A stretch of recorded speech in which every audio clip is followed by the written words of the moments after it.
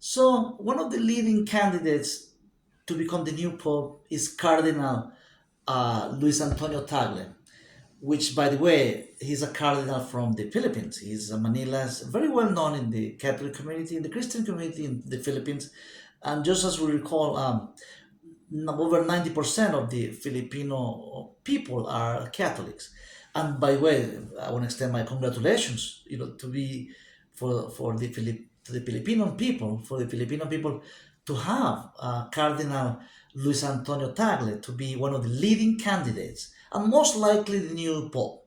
Uh, and this is going to be a big event for the Philippines. I mean, a big recognition uh, for the Filipino people and the Catholicism, of course, for the Christian world too. I think there's very much emphasis in separate, uh, different Christian community with the Catholic. Of course, there are many evangelicals, many other different religions I would call, but people following the New Testament teachings, we consider ourselves, are very much linked in, interconnected to one another in a way. We differ in some way in some doctrines, but in a way we're seeking for the same for salvation. We are seeking for eternal life, very much the way we have the same purpose in life. But back to the what's going on in the Vatican now. As we know, just a week ago, Pope Francis passed away. He was 88 years old, very much close to 90 years old. He almost made it to the 90, to be a 90-year-old pope. But he was, very delicate, very sensitive. He has different illnesses and issues, health issues. So he passed away a week ago, and only yesterday, was put to. I mean, he was taken to the Basilica of Santa Maria la Mayor. It's called in Rome. That's where the head of the Catholic Church, the Pope, resides basically. And he was laid to rest, his final resting destination. And now all the cardinals, and of course, after that funeral that took place yesterday, now the next thing to do for the Catholic Church is to choose the new Pope, which is going to take place next week. Very much, it's going to take 6 to 7 days. What in which they have to they're meeting the cardinals are going to be meeting in what they call conclave. Conclave is a meeting, very much a gathering of all, not all precisely, but there are, of course, over 200 cardinals. But in this conclave, this particular meeting only meets 135 cardinals of the church, that qualify for to cast their votes or to be a candidate to be elected to be the new pope.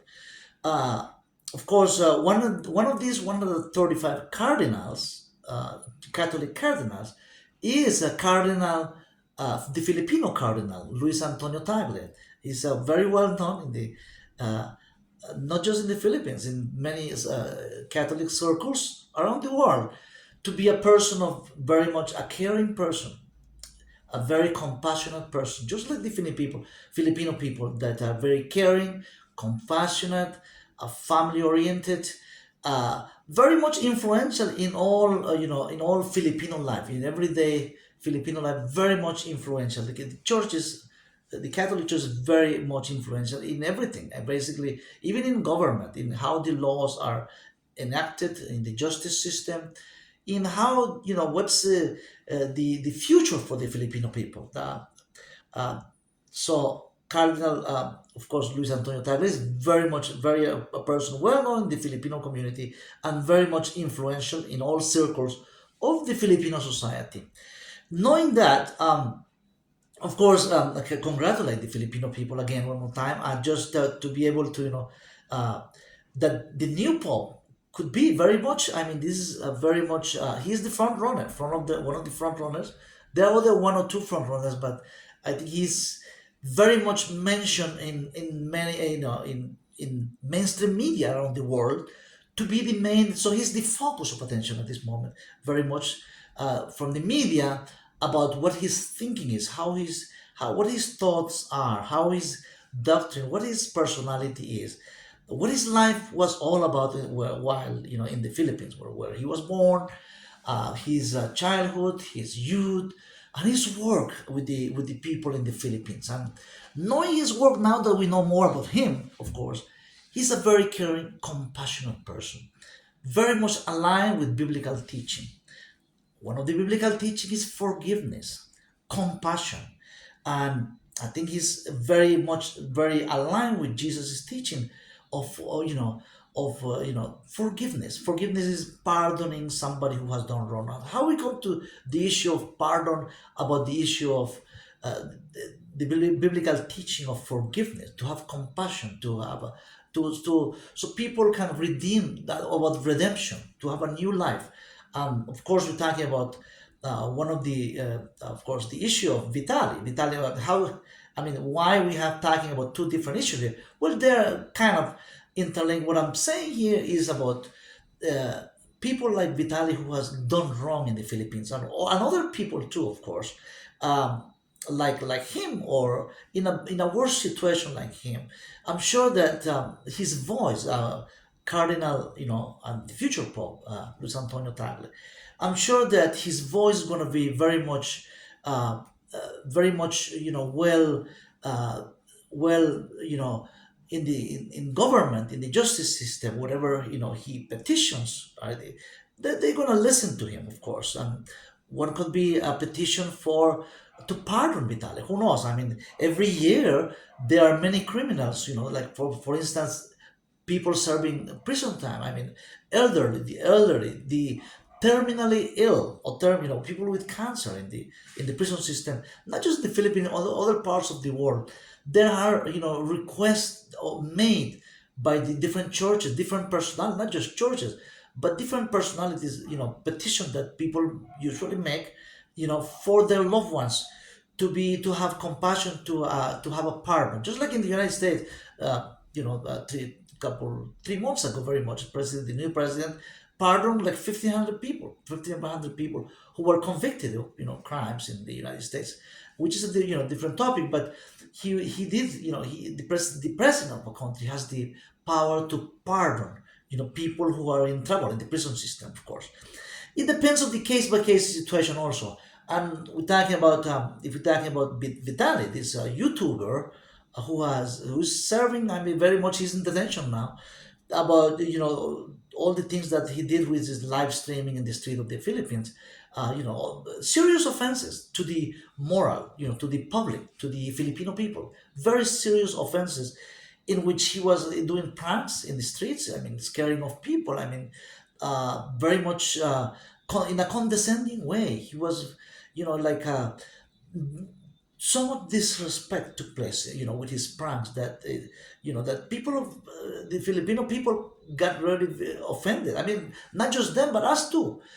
In a way, in a such a way that even an American expert by the name of Eric, he confronted live in one of these live pranks he was broadcasting in one of the streets of Manila.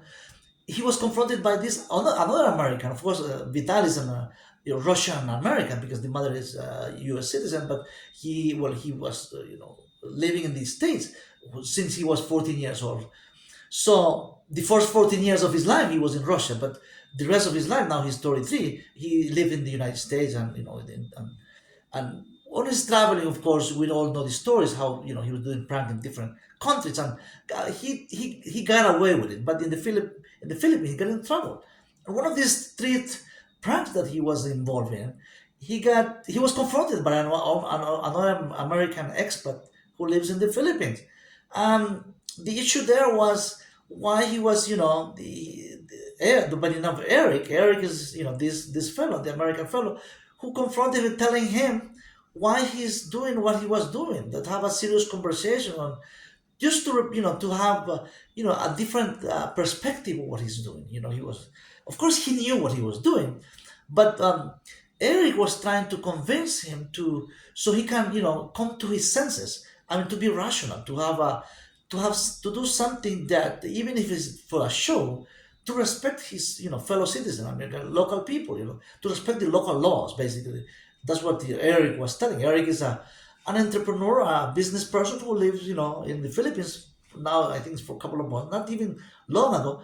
But he was courageous and brave enough to, approach him. He in one of the streets in Manila and tell him basically to stop doing what he was doing, basically. And now Eric is, has very much, Eric is, is very much known in the Filipino, in the country. Many people has been, starting like a petition, like I think it's an online petition, so the government can grant Eric the Filipino citizenship. Of course, government can do that. The president can do that. Of course, the law allows them to do that because of his brave, his courageous, heroic, in a way, a heroic man, and we approached Vitaly to try to convince him to stop doing what he was doing. So not everything is bad about expats in the Philippines. I mean, there was another. You have a foreigner who was doing something bad, but another foreigner with a good intention was doing good too. So we have two examples of two foreigners in Manila doing two different things. So not all foreigners are bad, are really bad. I mean, bad, or doing, misbehaving, but basically. One of them was good. This was the case of Eric, and in the case of Eric, well, like I said, now I think it's about the thousands. Over 10,000 people has been requesting. They're making a formal petition so he can be granted the Filipino citizenship, which is, I congratulate you now. Hopefully it's done, and that's one good example. So you have, in a way, you have one example on one hand and the good example on the other hand. But talking, keep going with the petition that that the new pope, in this case, Cardinal Luis Antonio Tagle, may make even before becoming pope. He might, his office might issue a statement, or if there is a request. I'm not saying that officially somebody's going to do something if not requested, but of course he's a busy person. I mean, he's busy man, cardinal, busy man at this moment as we speak. But his office, kind of in the Philippines, in Manila, if there is a petition from Vitaly's lawyer or Vitaly's family members, a letter that can be, can be sent to his office in Manila, petitioning to grant, to grant mercy, to grant leniency, pardon for Vitaly. So it's a request for mercy. Remember that, of course, there are serious offenses, but nobody got really injured, serious injured that ended up in the hospital. Nobody got really. Of course, the offenses are, to the moral. I mean, to the Filipino conscience is big. I know people got very offended, and of course, the justice system wants to, set an example. That's what the president said. The Filipino president said that they have to be they want to set an example for other YouTubers who try to do the same, of foreigners behaving badly in the Philippines, right?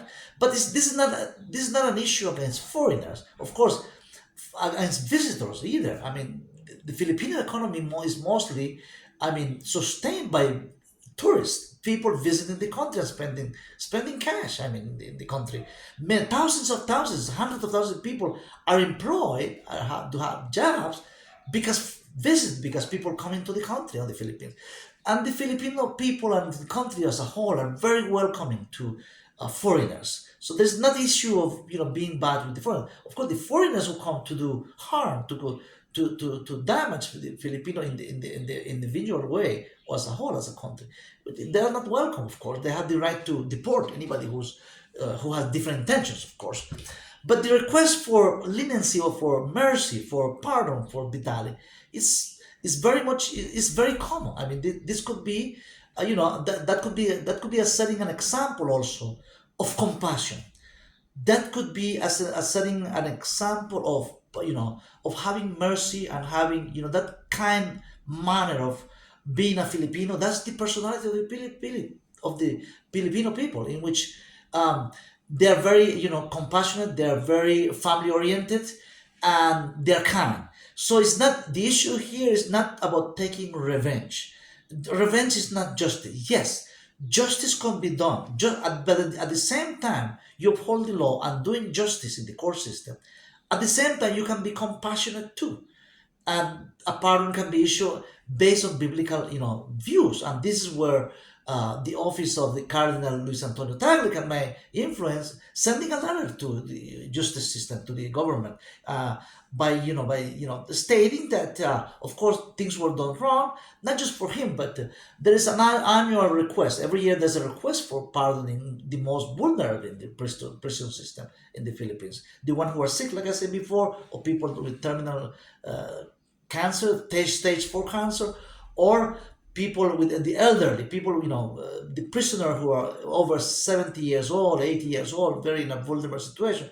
They could be pardoned. I mean, there's, no issue with that. But so there's a good chance that um, that of course the justice system can set the example of what not to do while if you are a YouTuber and visiting the Philippines and live streaming there, not to do. But hopefully, this video will be watched by people who knows about the issue, what's going on in the court system. And we know that Vitaly was transferred uh, to the maximum security prison system in another place. But we know that also that as they do the processing, and it's going to take a couple of years to, of course, to have a sentencing. But in this period of time, of course, he needs to first also uh, show that he has repented of what he did, that he's really sorry, genuinely sorry of the wrong thing he did with these pranks in the streets of Manila. Of course, he needs to show that he's changing in biblical. That's biblical too. That's part of Christianity. To be able to change from the heart, to accept Jesus Christ on you, in his heart, in his body, in his heart, and that you show that he needs to show that he has changed, that he's sorry for what he did, and he's gonna, he can start a new life in Christ, in Jesus Christ, of course. And while he's there still in the prison, he can do good things, good deeds. He can transform his knowledge about YouTubing, of course. I mean, about social media. He can teach, English to fellow citizen, fellow, inmates who doesn't know English. He can teach many other things. I mean, trades. I mean, to other people who don't know how to read. Many people, who do in the prison system, they barely pass elementary school. Some of them not even went to parliament. This is very much the prison system in the world are full of people who have some people who don't know how to read and write in their own language. So he can be compassionate there too. He can show mercy for inmates, for fellow inmates also, who are suffering, who are who has, so, going through pain in the prison system. He can volunteer to do the cleaning at the prison. He can volunteer for work, or he can volunteer even to learn new trade while in prison, to learn about the Filipino law, of course. If there is a library, some prison system have libraries, libraries, and they give for those inmates who request books, right? Books with the Filipino law. Now he can learn the law of the Philippines regarding these offenses that he committed. He can learn from while in prison. Now he has plenty of time to spare, right? Plenty of time in his hands to learn about the Filipino culture, the Filipino law, and learn from it and become a new person. So if he's showing all this, his lawyer, I'm sure that this is going to put into account that this could be presented in front of the judge, alongside a letter from the new pope, I would say, or the still well, he's the Cardinal Luis Antonio Tagle office, and other people who wants to join in, with signatures, has a petition. And this could be a good example for the world too, that that the Filipino country, of course, there's law, there is a system of government, there is a law that can be upheld, there is a rule. The rule of law should prevail, but also there is compassion. Also, there's mercy for for people who, if the criminal offense is not like it didn't end up in serious injury or death of a person, of course. So thanks for watching, guys. I'll see you in the next video. Take care. My God bless you all.